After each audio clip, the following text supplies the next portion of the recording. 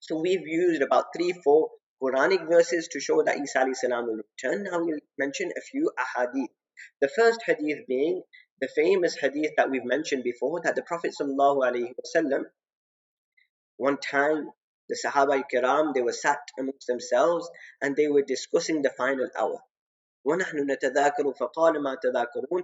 And the Prophet ﷺ asked that, what are you discussing? So they said that we are talking about the final hour.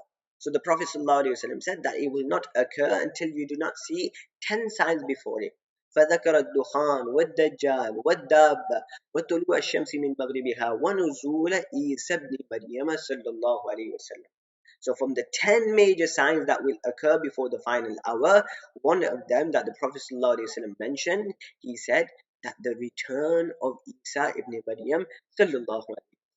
So this is also proven from the hadith. This is the first hadith that I will use. That is in Muslim Sharif. The second hadith, where Isa alayhi salam himself acknowledges that he is from the signs of the final hour. It is the night of Mi'raj, and the Prophet sallallahu alaihi wasallam meets Ibrahim alayhi salam, and he meets Musa alayhi salam, and he meets Isa alayhi salam. And they begin to talk about the final hour and when it will occur. So they begin with Ibrahim alayhi salam. Ibrahim alayhi salam says that I have no knowledge of when it will occur. Then it is Musa alayhi salam's turn. Do you know when the final hour is going to occur? Musa alayhi salam says, I have no knowledge. Now it is Isa alayhi salam's turn. So Isa alayhi salam says that before its occurrence, I have been given a few responsibilities to fulfill.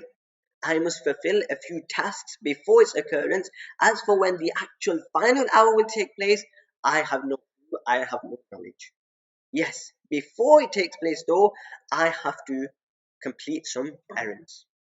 Then he mentioned the Dajjal, and he said that when regarding the Dajjal, that I will return and I will kill the Dajjal. So Isa alayhi salam himself acknowledges that before the final hour, he must return. He has to kill the Dajjal. He has to complete a few of the missions as well. So Isa alayhi salam himself acknowledges this. So this is a hadith number 2, which proves that Isa alayhi salam will return.